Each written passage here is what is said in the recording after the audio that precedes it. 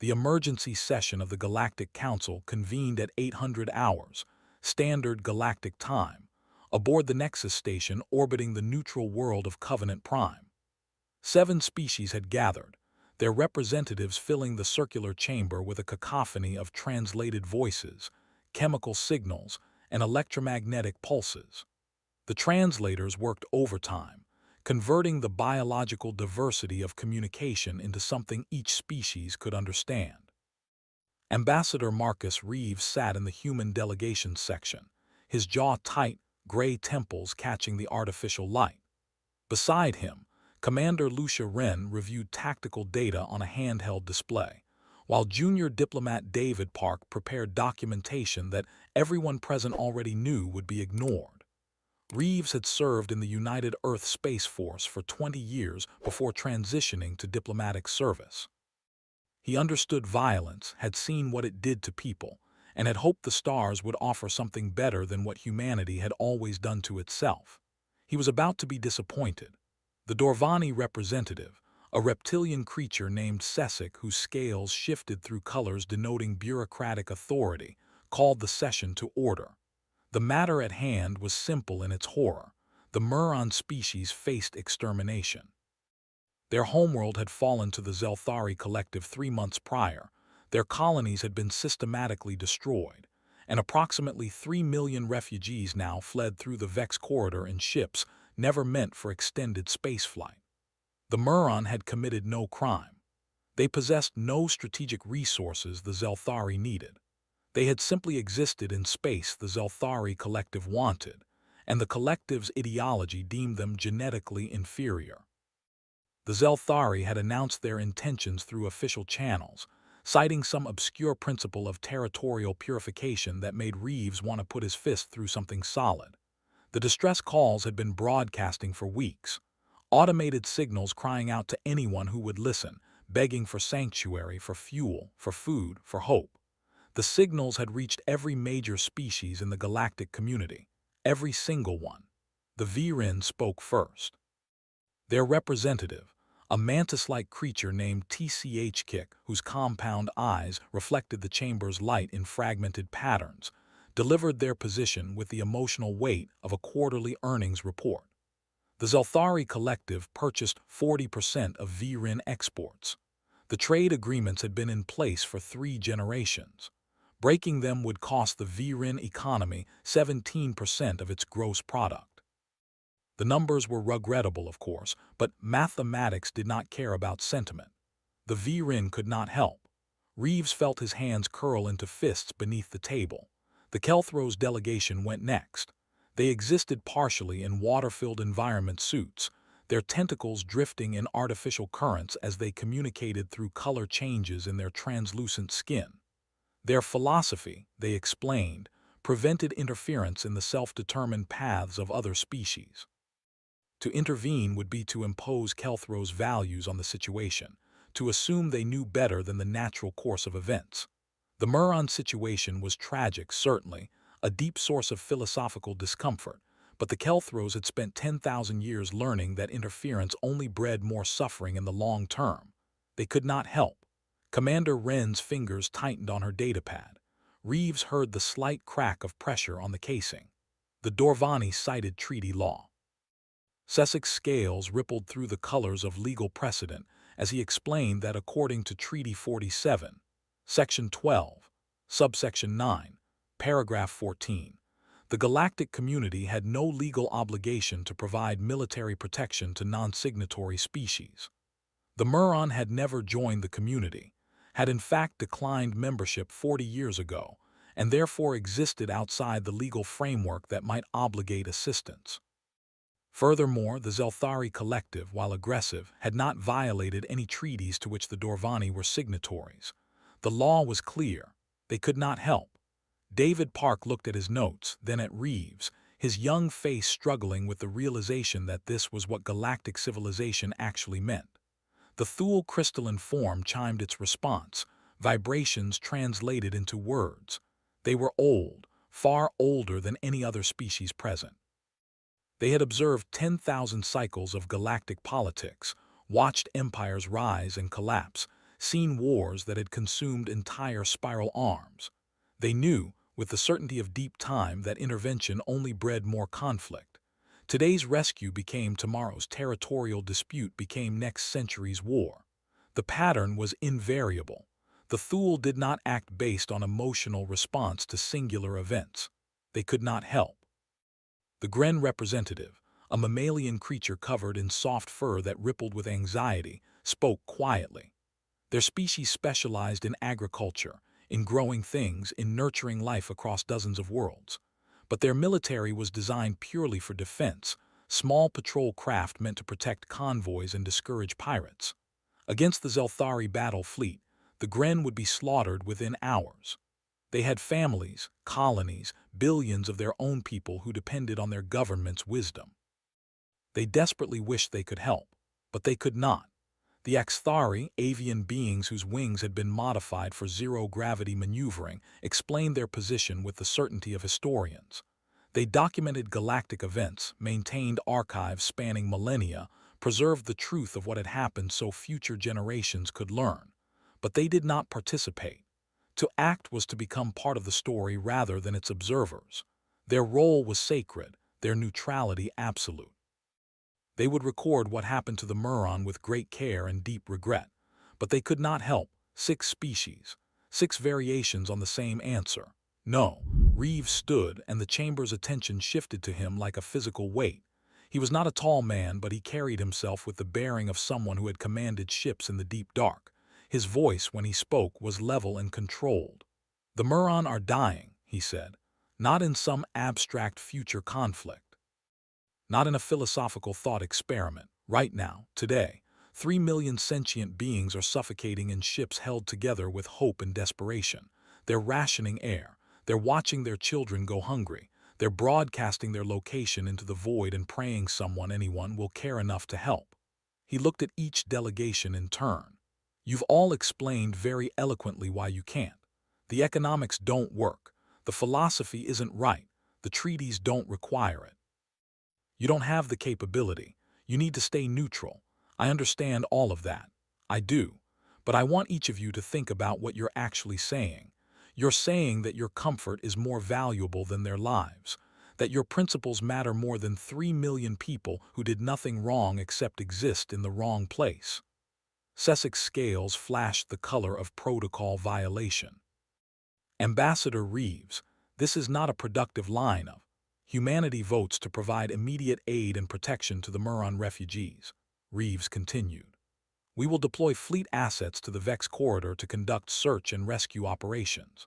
We will transport the Muron to human space and provide sanctuary until such time as they can safely return to their worlds or establish new homes.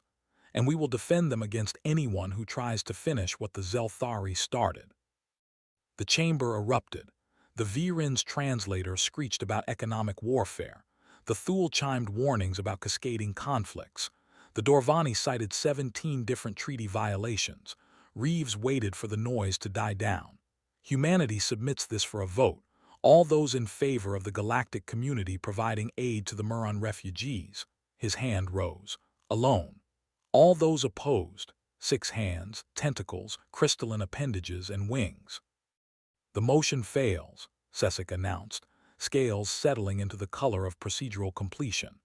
"The Galactic Council will issue a statement of deep concern regarding the Muron situation and will establish an application process for refugee status to be administered through proper channels, with decisions expected within 18 to 24 months. Reeves gathered his materials. "Humanity abstains from the statement. Will be too busy actually helping to draft strongly worded letters." He walked out, his delegation behind him, and did not look back at the species who had chosen to do nothing. The human embassy ship Concordia maintained orbit 300 kilometers from Nexus Station. It was not a warship, but it was built by people who understood that space was hostile and diplomacy sometimes failed. The quantum communication chamber was shielded, secure, and currently connecting Reeves to 4 of the most powerful humans in the solar system. President Alina Rostova appeared first, her image transmitted from Earth with only the slight delay of quantum entanglement correction. She had been a colony administrator on Luna before entering politics, and she had a reputation for decisions that prioritized people over process. Governor James Blackwood of Mars materialized next, his red-tinged environment suit marking him as someone who spent more time in the Martian dust than in conditioned habitats. Mars had 3 billion people now and growing. Blackwood had fought for every gram of water, every cubic meter of air, every life his world supported. Colonial Representative Yuki Tanaka of Europa joined from humanity's most distant major settlement, where people lived beneath kilometers of ice, and had learned that survival meant helping your neighbor because there was no one else coming. Admiral Helen Carver, Supreme Commander of the United Earth Space Force, completed the connection.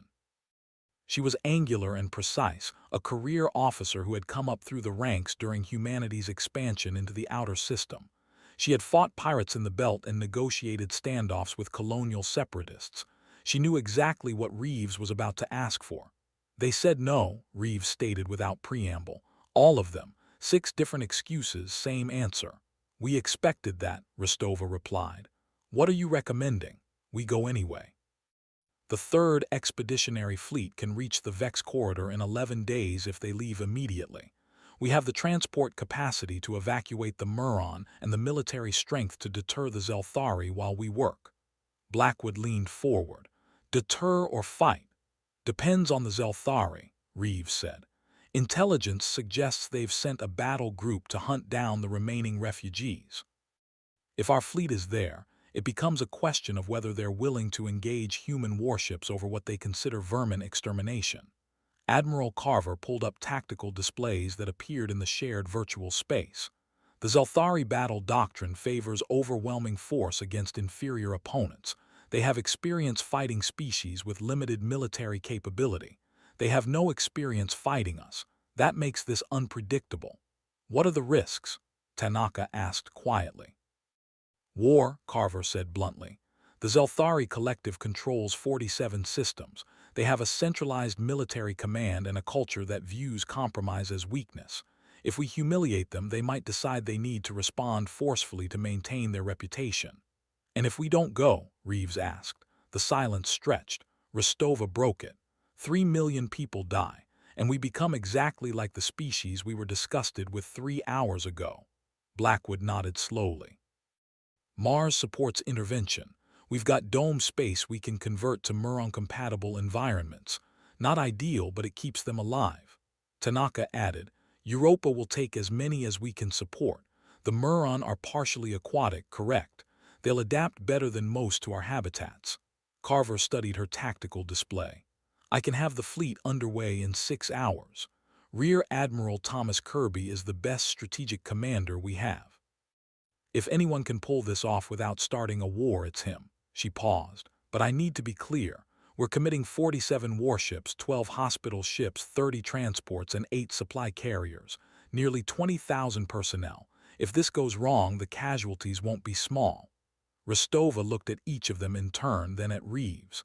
Marcus, you're there. You've seen the council. Is there any chance they change their minds? Reeves thought about Sussex scales, about TCHK's cost-benefit analysis, about the Thul's ancient certainty that action bred suffering. No, Madam President, they're comfortable with their decision. Then I'm not comfortable with ours if we do nothing. Rostova's expression hardened into something that had probably built cities on airless moons and carved habitats from ice and stone. Admiral, deploy the fleet. Governor Blackwood, start preparing facilities. Representative Tanaka, coordinate with the other colonies. And Marcus, when you go back into that council chamber, I want you to make something very clear. Humanity is done asking permission to do the right thing. The connection terminated. Reeves sat in the quantum chamber for a moment, feeling the weight of what was about to happen. Somewhere in the Vex Corridor, 3 million Muron were dying. And in 6 hours, humanity was going to do something potentially catastrophic to help them. He stood and went to brief his staff. There was work to do. The 3rd Expeditionary Fleet departed from high Earth orbit with the kind of efficiency that came from years of training for situations they hoped would never occur. Rear Admiral Thomas Kirby watched the deployment from the flag bridge of the carrier Ark Royal. his eyes tracking the coordinated movements of 97 ships breaking orbit in a carefully orchestrated sequence. Kirby was 53, methodical, and had a reputation for tactics that looked conventional until they suddenly weren't. He had cut his teeth fighting belt pirates who knew the terrain better than he did, and he had learned that assumptions got people killed. He never assumed his enemy was stupid, never assumed a plan would survive contact, and never assumed victory was guaranteed. Right now, he was assuming the Zelthari would fight. His chief of staff, Captain Raymond Cross, stood beside him reviewing the final disposition of forces. Cross commanded the battleship Indomitable and had the kind of aggressive optimism that made him valuable in a fight and occasionally exhausting in staff meetings. "Thoughts, Raymond?" Kirby asked. "We're going to kick the Zelthari so hard they'll need a new word for regret," Cross said with the confidence of someone who commanded 400,000 tons of warship. "We're going to rescue civilians while avoiding unnecessary casualties," Kirby corrected. "The goal is to extract the Muron, not win a decisive battle. Sir, with respect, the Zelthari aren't going to just let us take their targets." "Which is why we're bringing 47 warships instead of 46, Kirby replied. "But remember, every shot we fire makes this bigger than a rescue mission. It becomes a diplomatic incident that could escalate into a war. We show strength, we deter, and we only fight if we have absolutely no other choice." Cross nodded, accepting the guidance even if his expression suggested he thought the Zelthari had already made their choice. The fleet transitioned to faster-than-light travel in a cascade of twisted spacetime, ships disappearing from the solar system one by one until only the automated beacons remained, transmitting humanity's intentions to anyone paying attention. In the Vex corridor, the Muron continued to die. Commander Priya Malik had joined the Space Force because she wanted to see things no human had ever witnessed. She had grown up in Mumbai, in hab blocks that stretched toward the sky, surrounded by billions of people, and she had dreamed of empty space and distant stars. The destroyer Valiant had given her that dream, command of a ship designed for speed and firepower, tasked with the dangerous work of forward scouting. Right now, she was witnessing something she wished no human ever had to see. The Muron vessel was a converted cargo hauler, its hull patchworked with mismatched repairs and emergency sealant. According to the sensors, it held 4,000 life signs. According to the same sensors, life support was failing, power generation was at 30% capacity, and structural integrity was compromised in at least 11 sections. "They're not responding to hails," her communications officer reported. "But I'm picking up biological signals consistent with consciousness. They're alive, just not answering." "They're terrified," Malik said. "Unknown warship appears while they're helpless. They probably think we're Zelthari." She thought for a moment. "Open a channel, all frequencies, include visual." The channel activated. Malik stood where the cameras could see her clearly, human and non-threatening, wearing a pressure suit marked with the United Earth insignia. "Muron vessel, this is Commander Priya Malik of the United Earth Space Force destroyer Valiant. We have received your distress calls. We are here to help. We have medical supplies, food, fuel, and transport capacity. Please respond if you're able to receive this transmission." Silence stretched for 30 seconds, then a minute. Malik waited patient while her crew prepared rescue equipment. The response came as a weak audio signal, the translator struggling with an unfamiliar language structure. "You are not Zelthari." "No, we're human, from Earth. We came a long way to find you." Another pause. Why? It was such a simple question. Why would strangers cross hostile space to rescue people they had never met? Why would anyone risk their lives for refugees from a species they didn't know? Malik wished she had a complex answer, something that would make sense in the galactic political framework. But the truth was simpler than that. "Because you asked for help," she said, "and we heard you." The rescue operation took 6 hours.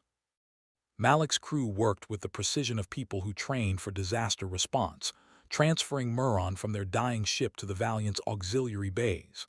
The Muron were humanoid, their skin covered in bioluminescent patterns that shifted with their emotional state. Right now, those patterns showed fear, exhaustion, and something that might have been hope. They were thin, dehydrated, injured. Medical personnel moved among them, administering aid, scanning for critical conditions. The Muron children clustered together, their bioluminescence dim with trauma. The adults tried to appear strong and mostly failed. One young Muron, whose luminescent patterns indicated he was barely into adulthood, approached Malik with hesitant steps. His translator rendered his speech in flat standard English. "I am called Solith. I must ask, you said you heard us.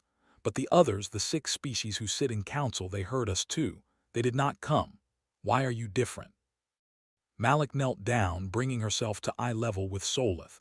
"Because sometimes the right thing to do is also the hard thing, and we decided the right thing mattered more. You risk war for us. Yes, we cannot repay this debt." "There's no debt," Malik said. "You don't owe us anything. We're just doing what anyone should do." Solith's patterns shifted to colors the translator couldn't interpret, but his next words came through clearly. "The galaxy is not as I thought it was. We believed civilization meant protection. We learned it meant procedure. And now you show us it can mean compassion. This changes everything I understand." 3 weeks into the operation, the human fleet had located and rescued 800,000 Muron.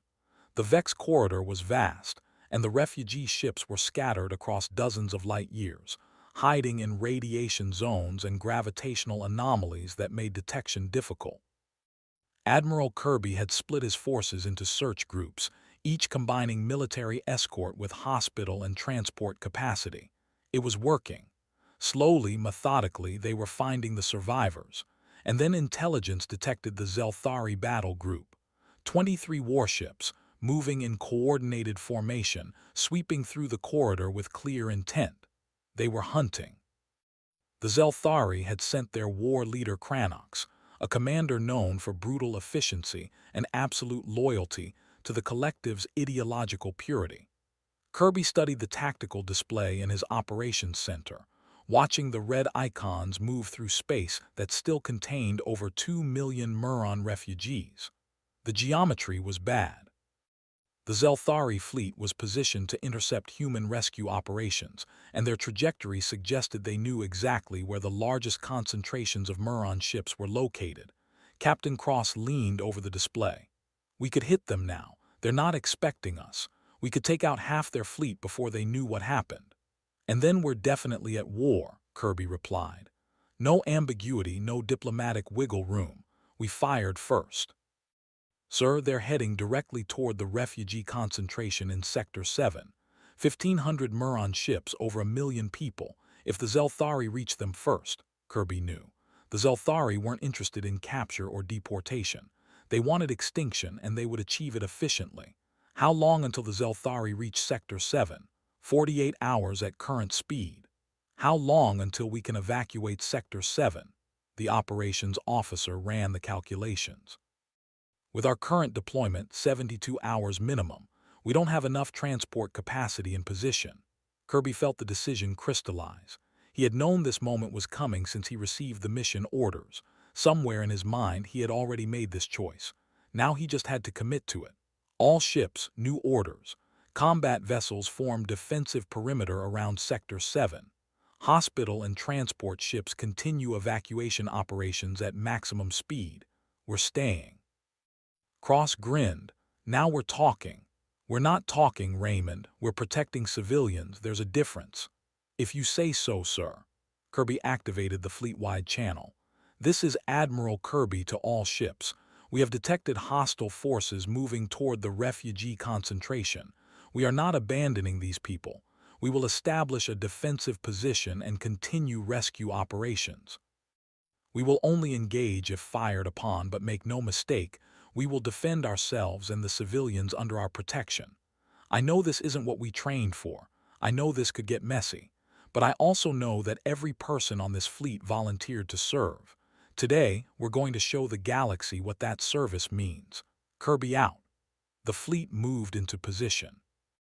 47 human warships, ranging from nimble destroyers to the massive Ark Royal, arranged themselves in a defensive sphere around the Muron refugee cluster. It was called Operation Shepherd. The humans were the dogs, the Muron were the flock, and the Zelthari were the wolves. The wolves were about to discover that Earth's dogs had teeth. War leader Cranox reviewed the tactical display with satisfaction. The Muron infestation was concentrated ahead, their primitive ships clustered in a region of space that limited their mobility. His battle group would sweep through the sector, eliminate the targets, and return to collective space within the week. It was simple, clean, and ideologically necessary. The human presence was irrelevant. Cranox had studied their military history. They were emotional, aggressive, prone to brave but ultimately futile gestures. They had no experience fighting an organized military force of the Zelthari's caliber. They would either retreat when faced with superior numbers, or they would learn a harsh lesson about interfering in collective business. Cranox had fought 43 engagements in his career. He had never lost. He did not intend to start now against a species that had barely left their home system when the Zelthari were building empires. His strategic officer reported the human fleet's disposition. Defensive posture protecting the Muron ships, emotional as expected. Humans saw suffering and responded without calculating the cost. It made them predictable. They will move when we approach, Cranox said. They lack the courage to stand against us. And if they do not move, his second officer asked, then we remove them. 23 ships against 47 sounds unfavorable until you consider that we are Zelthari and they are human. Quality matters more than quantity. Battle group accelerated toward Sector 7. The human fleet waited. The engagement began not with violence but with communication. Admiral Kirby broadcast on all channels, his message direct and unambiguous. Zelthari vessels, this is Rear Admiral Thomas Kirby of the United Earth Space Force. You are approaching civilian refugees under human protection. We are conducting lawful rescue operations in neutral space.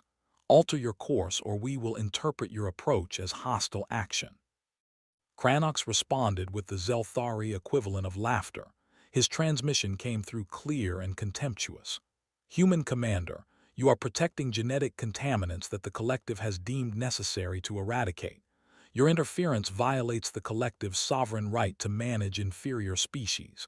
Withdraw immediately or face the consequences of your foolish compassion. Kirby's voice remained calm. The Muron are under human protection. Any attack on them is an attack on the United Earth Space Force. Choose carefully.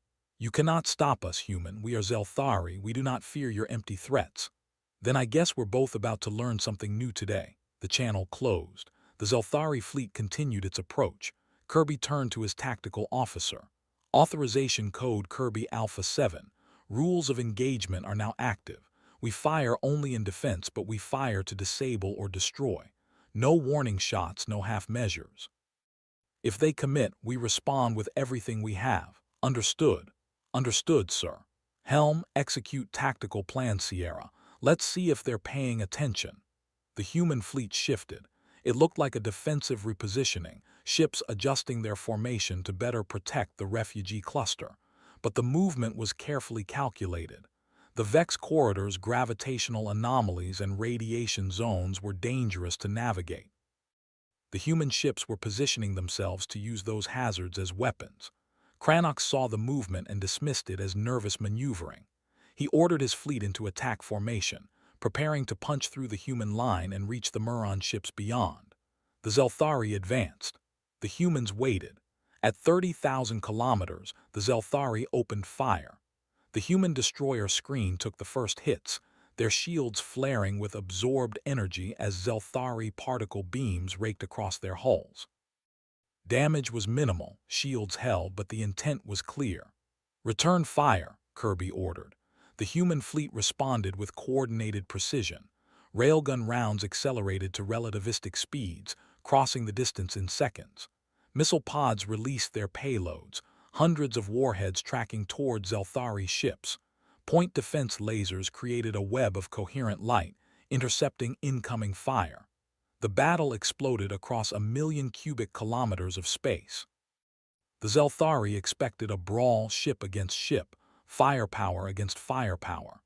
They were a warrior species, bred for aggression, confident in their superiority. They advanced into the human formation, intending to shatter it through pure force. They advanced into a trap. Kirby had positioned his ships to funnel the Zelthari into a region of space where the corridor's gravitational eddies limited maneuverability. As the Zelthari fleet concentrated its forces, the human destroyers struck from multiple angles, using their superior speed to conduct hit-and-run attacks. The battleships held the center, their heavier weapons providing sustained fire that forced the Zelthari to respond. And the Zelthari, focused on the human warships, didn't notice the gravitational anomaly they were approaching until their lead vessels were caught in its influence. 3 Zelthari cruisers tumbled out of formation, their navigation systems struggling with the intense tidal forces. Human destroyers pounced, their weapons tearing into the vulnerable ships. 2 cruisers exploded. The third managed to limp away, venting atmosphere and debris. Cranox realized his mistake. The humans weren't brave fools. They were competent tacticians who knew how to use terrain. He pulled his forces back, regrouping outside the anomaly's influence. His fleet had taken damage, lost ships, but he still had numerical superiority in tonnage. The humans had won the first exchange, but the battle was far from over. All vessels, concentrated assault on the human flagship, Cranox ordered. Kill their command ship and the rest will falter. The Zelthari fleet focused its fire on the Ark Royal, 20 warships directing their weapons at a single target. It was overwhelming force, the kind of assault that should have shattered the carrier's shields and crippled it within minutes. Should have. The Ark Royal's defensive systems were state-of-the-art, built by a species that understood their ships needed to survive in hostile environments light years from repair facilities. Its shields buckled under the assault but held. Its point defense network shot down 80% of incoming missiles. And while the Zelthari focused on the flagship, the rest of the human fleet maneuvered freely. Captain Cross brought the Indomitable in from an oblique angle, the battleship's main batteries firing in sequence. Each shot was a magnetically accelerated slug moving at 5% light speed, carrying enough kinetic energy to punch through shields and armor. The Indomitable's fire was disciplined, methodical, and devastating. A Zelthari battleship lost power, its engines going dark. Another vessel took critical damage to its command structure. The Zelthari formation wavered, but the assault on the Ark Royal was taking its toll. Kirby felt his ship shudder with each hit that made it through the defenses. Damage reports scrolled across his displays. Shield generators failing, hull breaches on decks 7 and 12, casualties in the port flight bay. Hospital ship Mercy is reporting proximity warnings, his operations officer called out. Zelthari destroyers are attempting to flank our position, heading for the civilian ships. Kirby made the decision instantly. Detach Destroyer Squadron 3, intercept those Zelthari vessels. They do not reach the refugees. Sir, that leaves the Ark Royal with reduced escort. The refugees are the mission. Go. 5 human destroyers broke formation, accelerating to intercept the Zelthari flanking force. It was a race against time and physics. Human ships pushing their engines past safety margins to reach the Zelthari before they reached the Muron. The destroyers arrived with seconds to spare. The engagement was brutal and close range, ships passing within kilometers of each other, weapons firing at point-blank range where shields were meaningless and armor was everything. 2 human destroyers took critical damage. 3 Zelthari vessels exploded.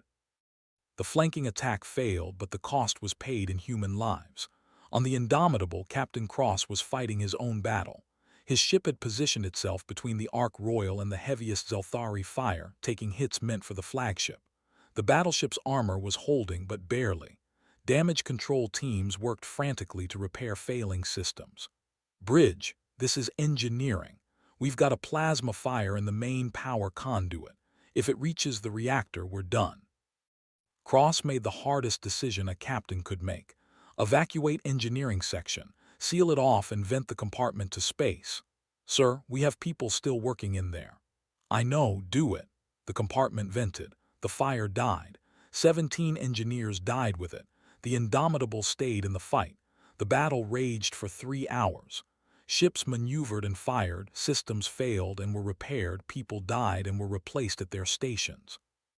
It was chaos rendered into brutal mathematics. every equation solved in blood and metal. And gradually, the mathematics turned against the Zelthari. They had expected an easy victory against emotional humans. They had encountered professional warriors who knew their craft. The human ships worked together with practiced coordination, covering each other's weaknesses, exploiting every Zelthari mistake. The human crews were well trained, their equipment reliable, their tactics sound. War leader Crannox stared at his tactical display and confronted a reality he had never imagined. He was losing. 5 Zelthari ships destroyed, 8 more heavily damaged, and the humans were still protecting the refugees, still maintaining their defensive line. He had 2 choices: commit his remaining forces fully, accept massive casualties, and possibly still fail to break through, or withdraw, accept the humiliation, and preserve his fleet for future operations. Pride demanded the first option. Tactical reality demanded the second. 3 more human ships appeared on his sensors, reinforcements arriving from human space. The balance had shifted completely. Crannox gave the order he never thought he would speak. All vessels withdraw, we return to collective space. The Zelthari fleet disengaged, transitioning to faster-than-light travel, leaving the battlefield behind. The humans had won. The cost was tallied in the hours that followed. 3 human ships destroyed outright: the destroyer Swift Arrow, the frigate Dauntless, and the corvette Raptor. 11 ships with heavy damage, including the Indomitable. 487 casualties, 143 dead. Admiral Kirby stood in the Ark Royal's Memorial Chapel, looking at the names being added to the ship's honor wall. Young people who had volunteered to serve, who had trained for years, who had traveled across light years to rescue strangers. Now they were names on a wall. He thought about the Muron, 2.9 million of them now safe because of what these people had done. He thought about the alternative, the universe where humanity had said no like everyone else. The mathematics of the decision were clear: 487 human casualties to save 2.9 million Muron lives. By any rational calculation, it was worth it. But Kirby also knew that each of those 487 had been a person, with families and dreams and potential futures that were now gone. The mathematics of war never captured that cost. Captain Cross found him there, his arm in a medical brace from injuries sustained during the battle. "We did good today," Cross said quietly. "We did what was necessary," Kirby replied. "There's a difference." "Is there?" Kirby thought about that. "Ask me again in 20 years. The human fleet escorted the Muron refugees back to human space. It took 3 weeks of careful navigation, managing a convoy of thousands of ships moving at the speed of the slowest vessel. The journey gave the Muron time to process what had happened, to understand that they were actually safe, that the nightmare was over. Solith spent much of the journey talking with Commander Malik. The young Muron was trying to understand what humans were, why they had done what they did. The Muron had telepathic abilities, could sense emotions in others, and what they sensed from humans was genuinely confusing. "You feel guilt," Solith said during one conversation. "Your species saved mine and you feel guilty."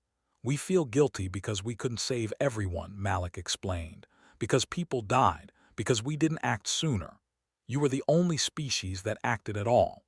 Which makes us wonder why we were the only ones. What's wrong with the galaxy that compassion is considered reckless?" Solith's bioluminescent patterns shifted through colors that indicated deep thought. "On my world, before the Zelthari came, we had a concept called Lumesh. It means the light that guides through darkness, not the destination but the act of carrying light for others. We thought the galactic species would be our Lumesh. We were wrong.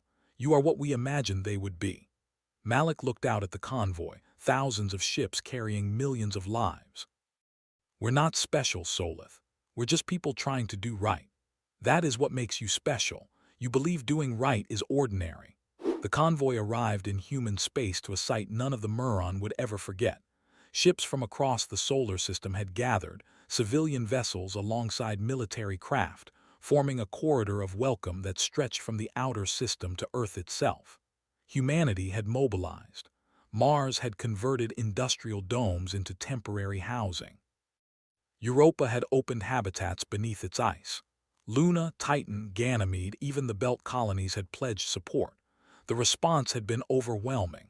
Billions of humans volunteering to help, donating resources, offering homes.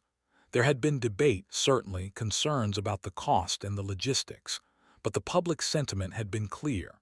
These were refugees who had nowhere else to go, and humanity had room. President Rostova addressed the Muron from Earth, her message transmitted to every ship in the convoy. You have suffered losses we cannot imagine. You have been betrayed by those who should have helped. You have every reason to lose faith in civilization itself.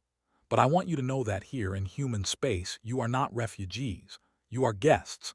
And if you choose to stay, you will be neighbors. We don't have much experience with this, meeting other species, sharing our space. We're going to make mistakes.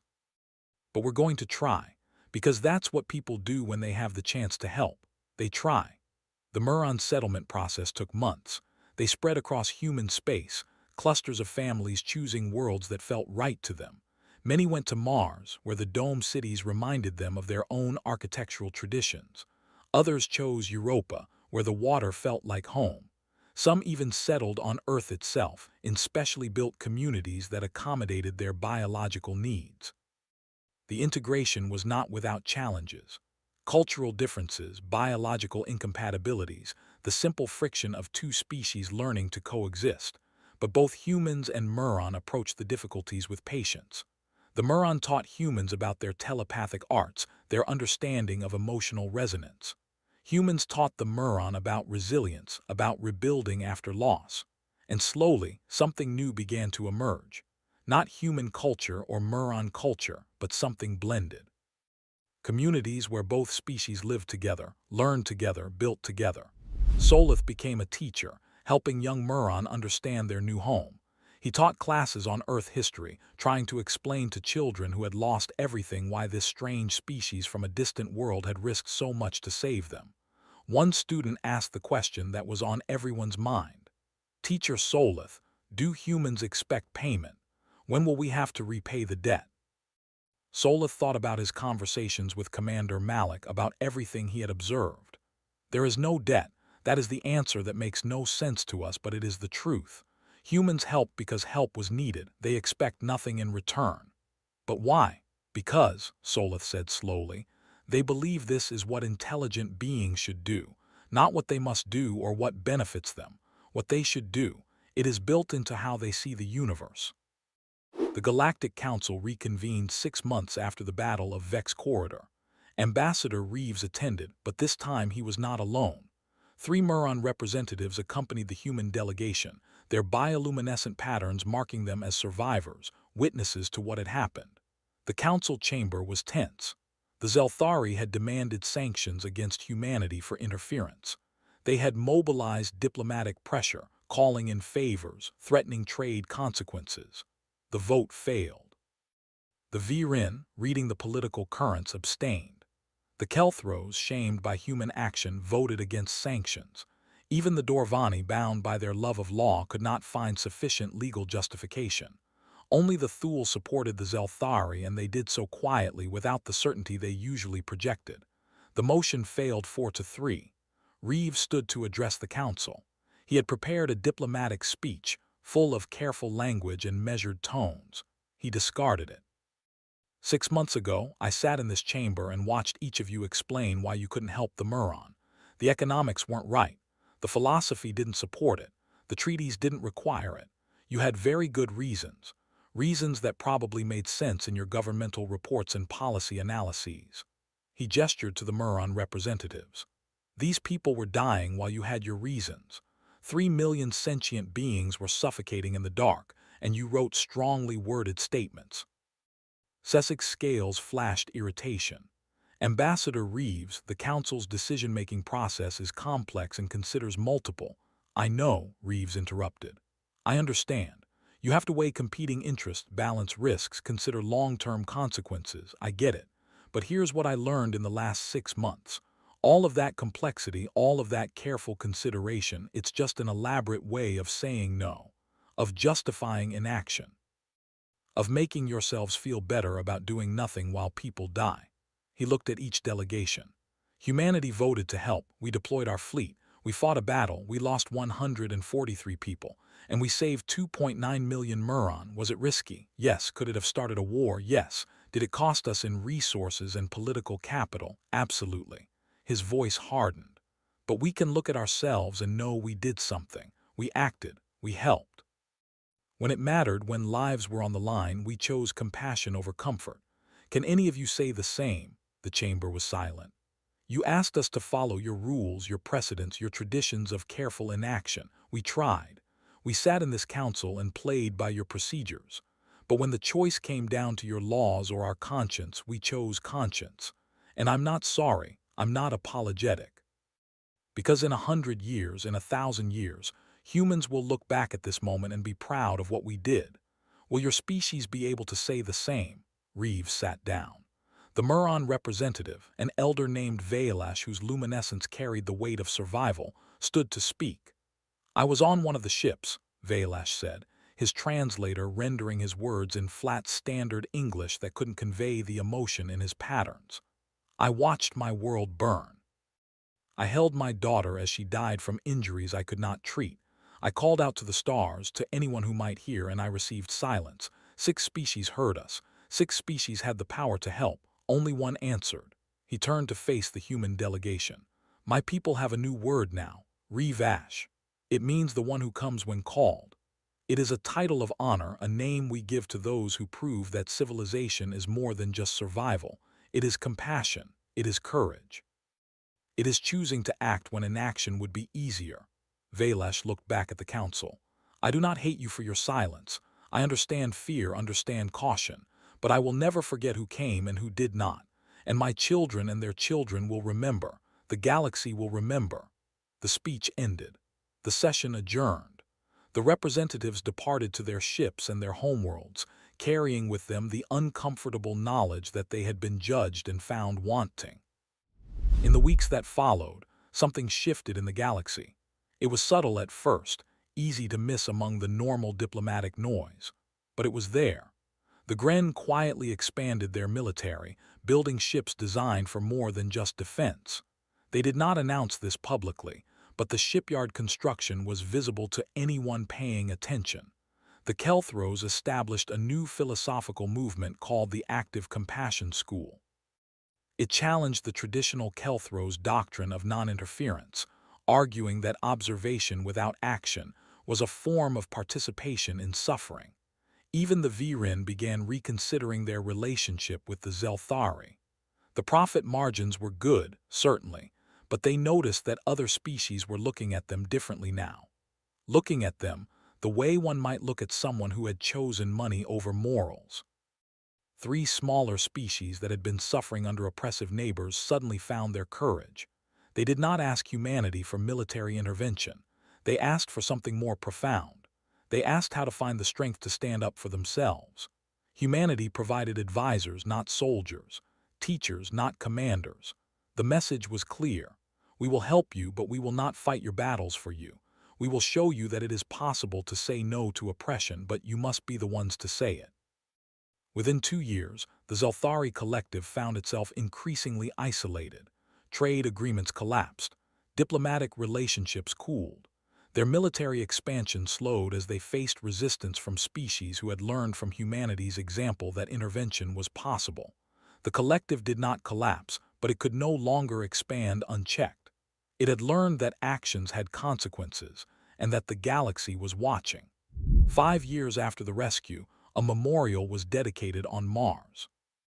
It stood in the Valles Marineris, the great canyon that humans had slowly been transforming into habitable space.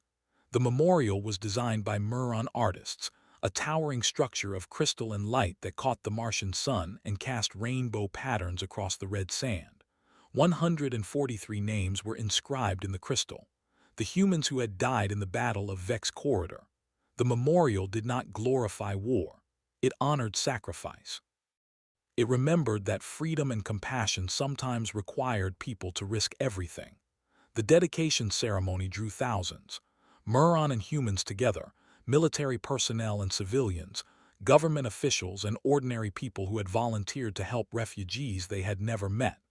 Admiral Kirby, now retired, spoke briefly. He was older, his hair completely white, his face marked by years of command and the weight of decisions that had cost lives. "I think about them often," he said, looking at the names. "The people we lost. I think about who they might have become, what they might have accomplished. The loss is real and permanent, and no amount of justification changes that." He paused, collecting his thoughts. "But I also think about the alternative, the universe where we said no, where we stayed home and let the Muron die because it was safer, because it was easier, because it was someone else's problem. And I know that universe would have been worse. Not because we would have lost people in battle, but because we would have lost something more important. We would have lost the belief that we could be better than our fears." A young cadet approached after the ceremony. His name was Alex Torres, fresh from the academy, assigned to his first ship next month. He had that combination of confidence and uncertainty that came with youth. "Admiral Kirby, sir, can I ask you something?" "Of course." "Was it worth it? The risk, the casualties, the political fallout that almost started a war. Was saving the Muron worth all of that?" Kirby looked past Torres at the memorial, at the Muron children playing nearby with human children, their bioluminescent patterns bright with happiness. He looked at the mixed communities spread across Mars, at the blended culture that was emerging. He thought about Solith, now a respected educator, about Valesh, who had joined the human diplomatic corps, about the 3 million lives that continued because humanity had chosen to act. "When I was your age," Kirby said, "I wondered what kind of species we would become out here in the galaxy. Would we lose ourselves trying to fit in with civilizations older and supposedly wiser? Would we become just another empire focused on profit and power and careful inaction?" That day in the Vex corridor, we answered that question. He met Tor's eyes. "We're the species that shows up. We're the ones who answer the call. When someone needs help, when lives are on the line, when everyone else is explaining why they can't or shouldn't or won't, we're the ones who say yes." Is that risky? Absolutely. Does it cost us? Every time. But it also defines us.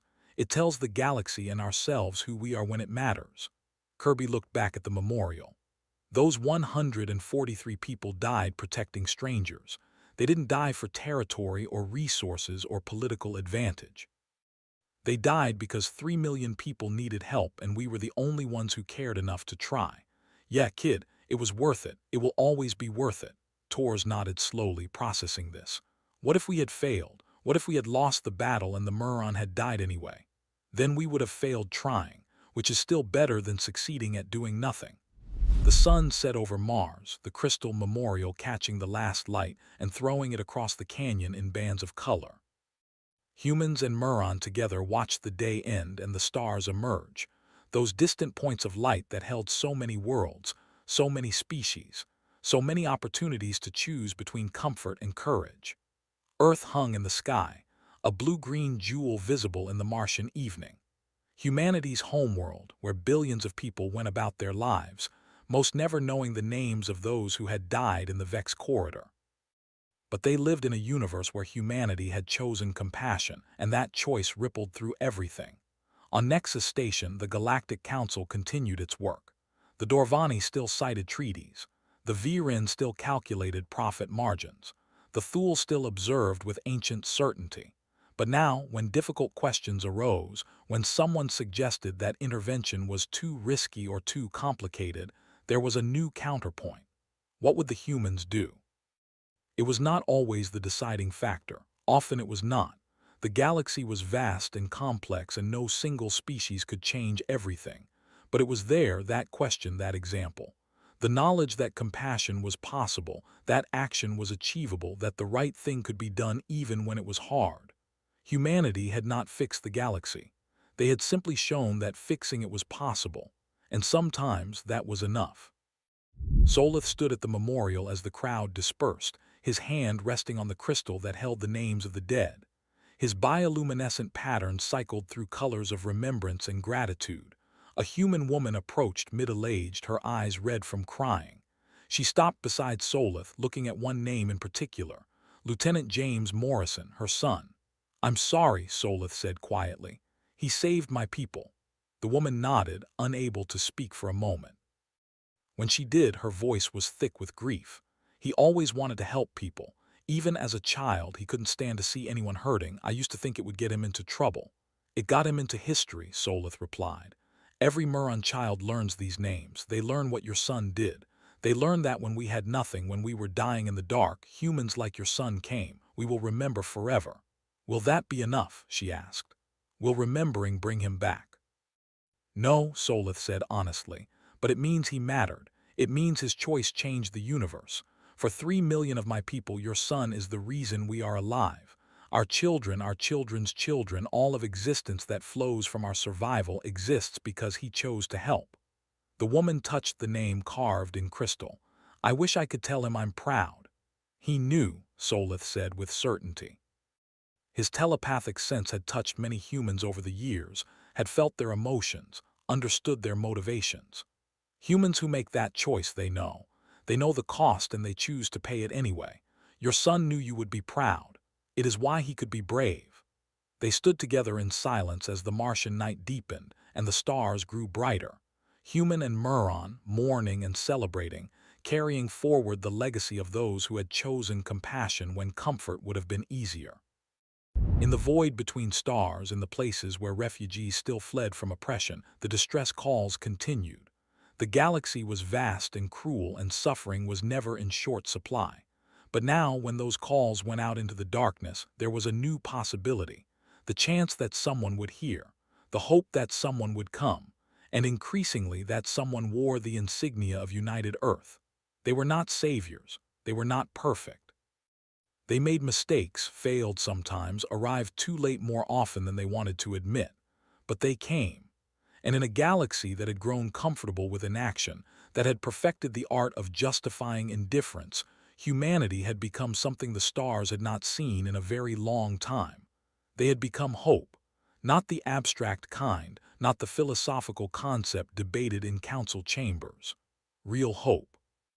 The kind that arrived in ships with weapons and medical supplies, with engineers and soldiers and diplomats who all shared a simple belief, that when someone calls for help, you answer, that when someone is suffering, you act, that the right thing to do is worth doing, even when it is hard, even when it is dangerous, even when everyone else says it is impossible. Humanity had joined the stars, carrying this belief like a torch into the darkness. And the galaxy, slowly, reluctantly, was beginning to see by that light. The story did not end with the Muron rescue. It continued in 1,000 small actions, in decisions made by species who had watched what humans did and wondered if they too could find that courage. It continued in the Gren fleet that finally stood up to raiders, in the Kelthros who chose action over observation, in the Viren who realized that some things mattered more than profit. It continued in every human who looked at suffering and refused to accept it as inevitable. The galaxy was old, vast, and complicated. Changing it was not a single heroic moment. It was the accumulation of choices, the steady pressure of people who believed the universe could be better and were willing to work for it. Humanity had only just begun, but they had begun. And that, in the end, was what mattered most.